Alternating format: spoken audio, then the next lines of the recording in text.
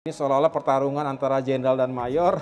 Menurut saya ya bisa dimaklumi kalau masyarakat luas termasuk netizen memotret seperti itu karena memang faktanya demikian. Jadi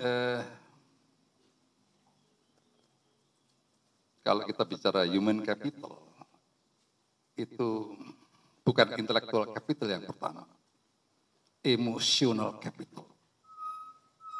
Gitu. Jadi tenang, merespon sesuatu. Dalam dunia politik itu tidak mengenal pangkat atau status masa lalu seseorang. Tapi tentu lebih ditentukan pada kiprah dan juga yang lebih penting adalah integritas dan kapasitas sang politisi tersebut dalam ruang dan waktu hari ini. Jadi tidak lihat masa lalunya. Banyak sekali politisi baik di Indonesia maupun di mancanegara yang memiliki berbagai latar belakang, termasuk dari dunia militer. Tidak semua juga sampai dengan purna, berpangkat jenderal misalnya, tapi banyak juga yang mengakhiri pengabdiannya di usia yang relatif muda, termasuk saya, di usia mayor waktu itu.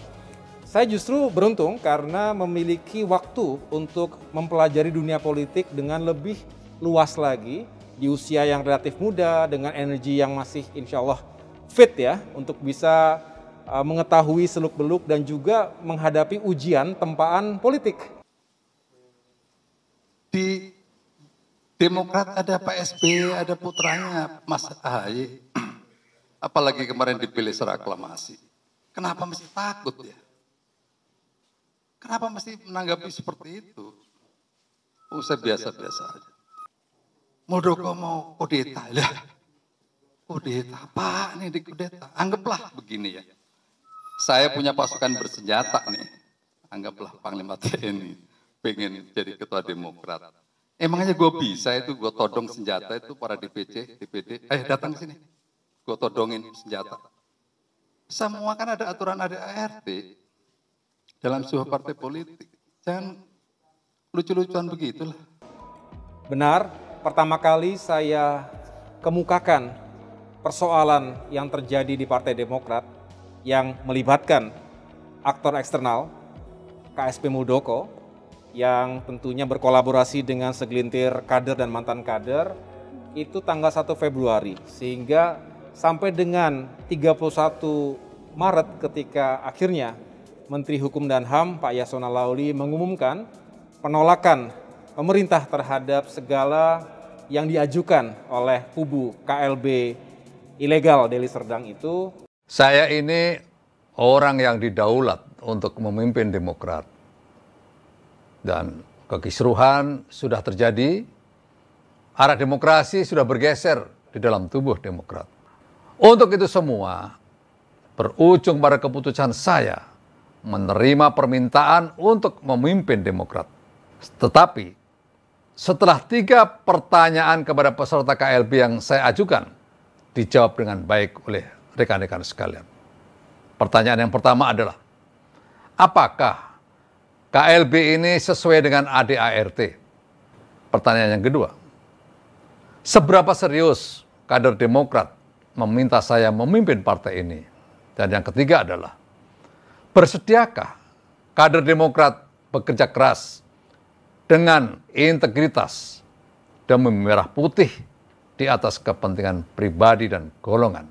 Kalau saya boleh menyimpulkan, mengapa kita bisa melewati situasi kemarin, ada 3 faktor utama. Yang pertama Mbak Jihan, adalah soliditas, kekompakan, kesetiaan, dan juga kecepatan dan keberanian bertindak dari seluruh kader Demokrat. Jadi saya menjalankan leadership in crisis, kepemimpinan dalam krisis yang tentunya membutuhkan langkah-langkah cepat, terukur, tapi juga decisive, menentukan. Itulah mengapa saya katakan dengan menggunakan strategi preemptive strike dan juga politik terang benderang, kami bisa membawa publik pada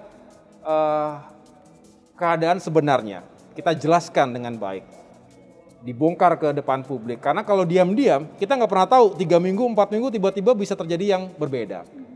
Jadi itu satu soliditas dari seluruh kader. Yang kedua Mbak, itu adalah terkait dengan bersyukurnya kami atas dukungan atau mengalirnya dukungan dari berbagai kalangan. Itu semua menambah keyakinan dan semangat perjuangan kami. Nah, yang ketiga yang tidak terlepaskan juga adalah komitmen pemerintah. Komitmen untuk bisa menjaga ini semua secara objektif ya, meyakinkan hukum itu tegak di negeri ini. Bagi saya sebuah kelegaan, saya syukuri karena apa yang kami lakukan selama 2 bulan itu artinya membuahkan hasil yang baik. Bahwa ancaman itu bukan hanya terhadap Partai Demokrat, tetapi bisa terjadi terhadap partai lainnya dan artinya ini mengancam demokrasi secara keseluruhan. Betul. Tapi saya tidak bisa mengatakan ini akan tuntas begitu saja. Saya tetap menyampaikan kepada jajaran Partai Demokrat agar tetap waspada, tetap melakukan langkah-langkah antisipasi jika hal-hal semacam ini kembali terjadi. Karena bisa saja terjadi dalam bentuk yang lain atau dilakukan oleh orang yang berbeda.